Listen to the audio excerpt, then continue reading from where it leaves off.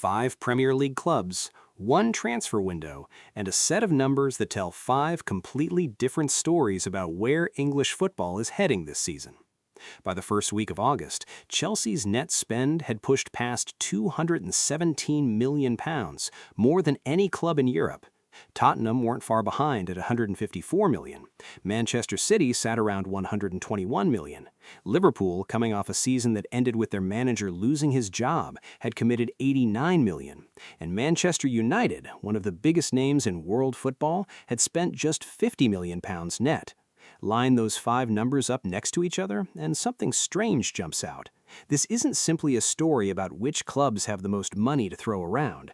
Chelsea and Manchester United operate under the same ownership rules, chase the same competitions, and answer to the same broadcast revenue.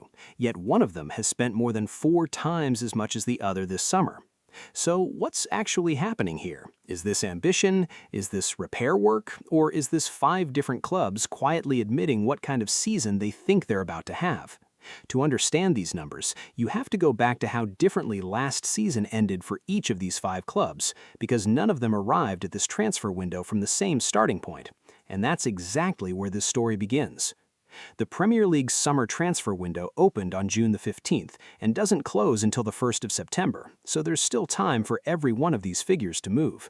Across the whole division, clubs have already blown past a combined £1 billion in spending, and there are still weeks of business left to be done. But the picture forming right now already tells you a lot. Chelsea walk into this season under a brand new manager, Xabi Alonso, who arrived at Stamford Bridge in July after being let go by Real Madrid earlier in the year. Tottenham are rebuilding after a campaign that genuinely threatened to end in relegation, a saga that burned through 3 different head coaches before Roberto De Zerbi arrived in the spring and somehow steadied the ship. Manchester City are adjusting to life without Pep Guardiola for the first time in a decade, with former Chelsea boss Enzo Maresca now in charge of reshaping a squad that dominated English football for years. Liverpool are working through their own transition too. Arne Slot won the title in his first season at Anfield, but a difficult follow-up campaign saw Liverpool slip to 5th, and Slot was sacked in May. Andoni Iraola has since taken over, inheriting a squad that also said goodbye to Mohamed Salah on a free transfer this summer. And then there's Manchester United, still working to recover from one of the worst league finishes in the club's history, now guided by Michael Carrick after Ruben Amorim's exit back in January. Every one of these clubs needed to do business this summer. What's different is how much each of them felt they needed to spend to fix what went wrong, and how much they were willing to sell in order to fund it. Chelsea and Tottenham clearly decided the answer was to go big. Manchester City are threading a more careful needle, and Liverpool and Manchester United, for very different reasons, have chosen restraint.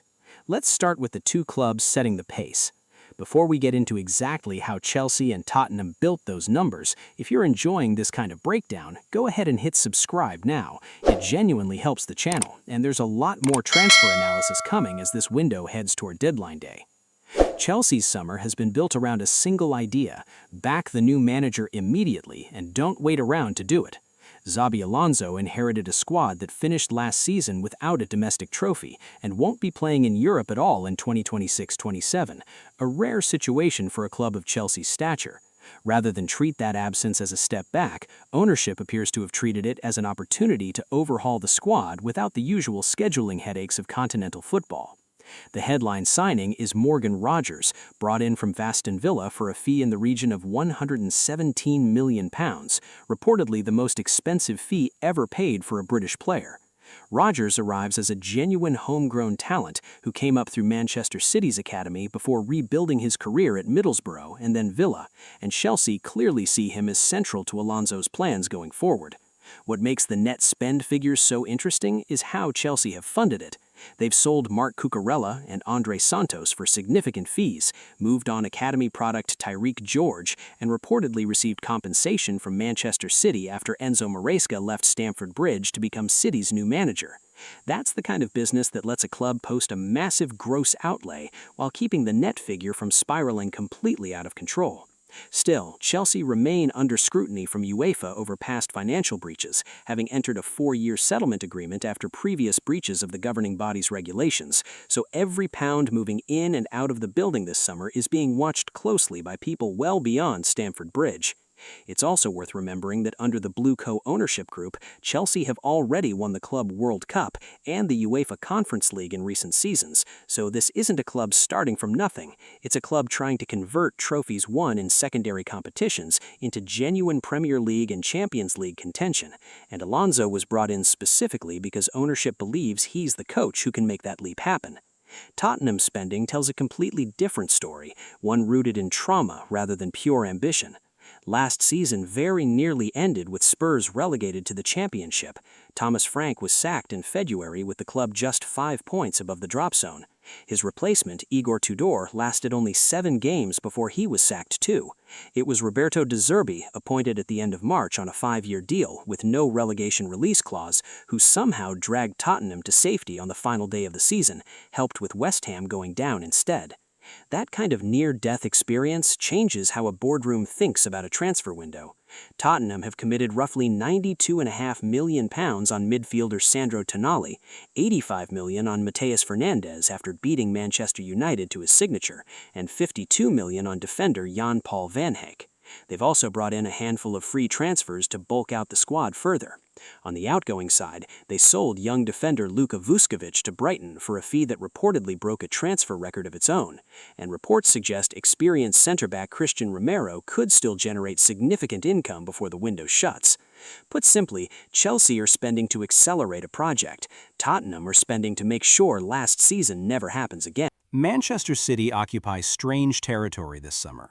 For a decade, Pep Guardiola's presence made every transfer window feel like fine-tuning rather than rebuilding. His departure at the end of last season changed that completely, and it's already led to the exits of long-serving players like John Stones and Bernardo Silva, 2 men who were central to City's trophy-laden decade. City have handed the reins to Enzo Maresca, who left Chelsea to take the job, and his early business has been led by a club record fee of around £116 million for Nottingham Forest midfielder Elliot Anderson, who impressed for England at this summer's World Cup. There's something almost poetic about City's business so far. Maresca has been linked with a move from Malo Gusto, a player he worked with during his time at Chelsea, essentially raiding his old club now that he's on the other side of the rivalry. City are also believed to be targeting a new goalkeeper and further attacking depth before deadline day, and there's growing speculation that Rodri, City's World Cup winning midfielder, could yet attract interest from Real Madrid before the summer is out. This is a club trying to protect its status as English football's dominant force, while fundamentally changing who's actually making the decisions. Liverpool present the opposite picture, and it looks like a deliberate one.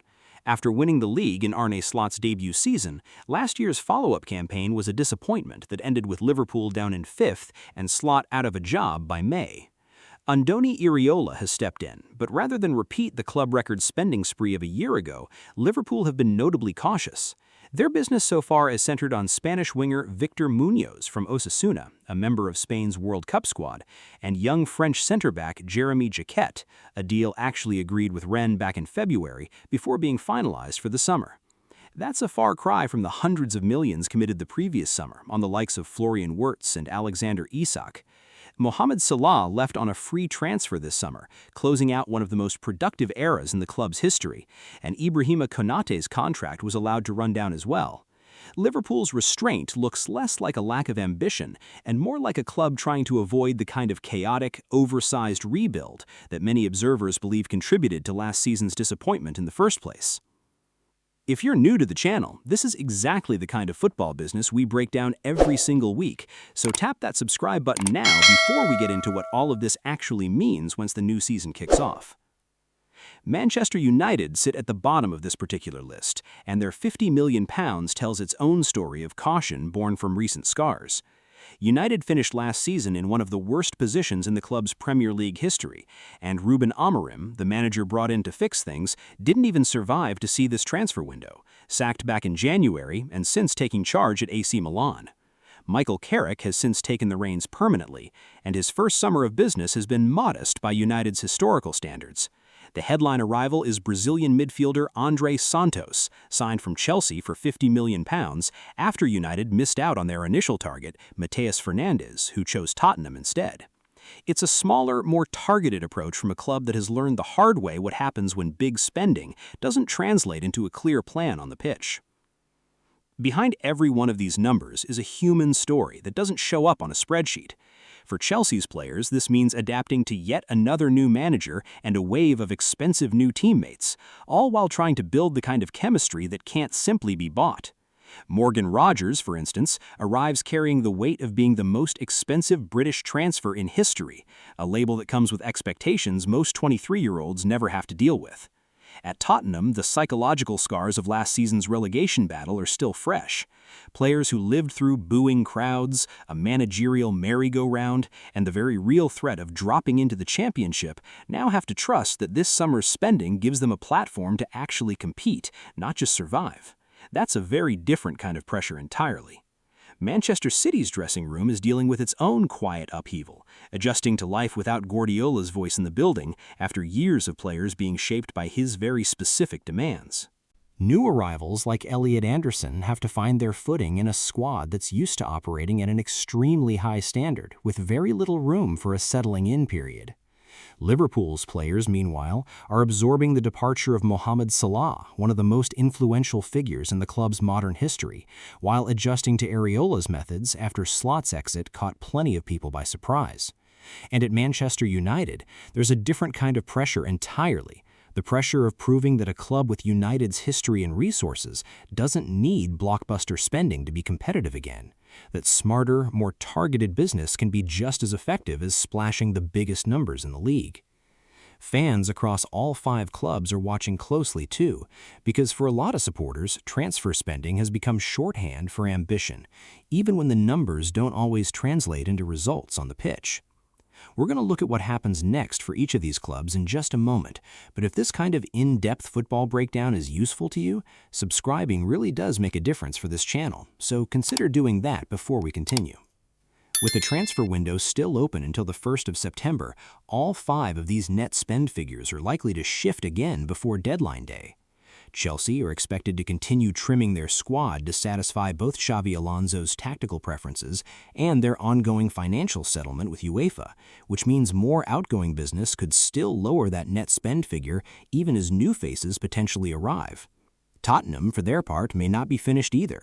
Reports suggest Cristiano Romero could still leave before the deadline, which would ease the financial pressure of this summer's outlay, while testing De Zerbi's defensive options heading into a season where anything less than a comfortable mid-table finish would be viewed as a disappointment given the money already spent. Manchester City's situation is arguably the most uncertain of the 5.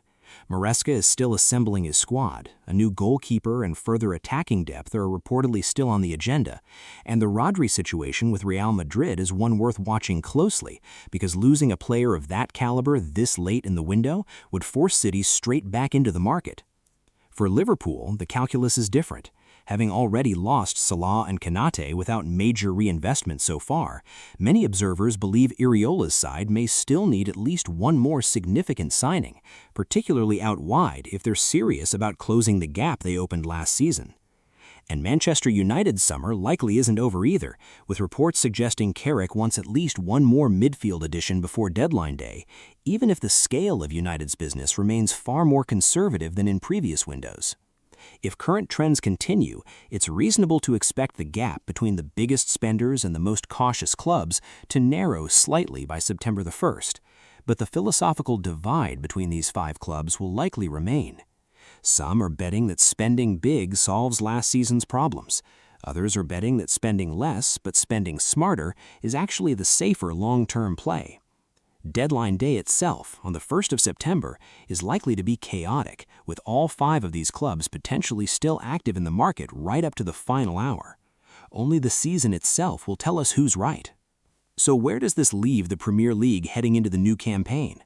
5 different clubs, 5 different transfer strategies, and 5 very different bets on what actually wins football matches. Chelsea are betting that backing a new manager immediately, funded by smart sales, can turn Xabi Alonso's rebuild into something special faster than anyone expects. Tottenham are betting that throwing real money at the wounds from last season is the only way to make sure nobody at that club ever has to live through a relegation scare like that again. Manchester City are betting that Enzo Maresca can maintain a winning culture built over a decade under Pep Guardiola, even while reshaping the squad around him.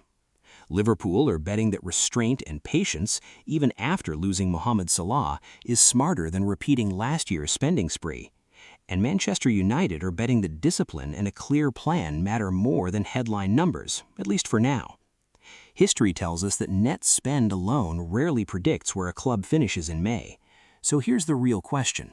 Which of these 5 bets do you think pays off first? Do you believe Chelsea's spending under Alonso turns into genuine title contention? Or is Tottenham's rebuild the one to watch after everything they went through last season? And is Manchester United's caution a sign of real discipline or a missed opportunity while their rivals push forward? Let me know exactly where you land in the comments below. If you enjoyed today's football analysis, don't forget to like the video, subscribe to the channel, and share your thoughts in the comments. Football never stops, and neither do we. Thanks for watching, and I'll see you in the next one.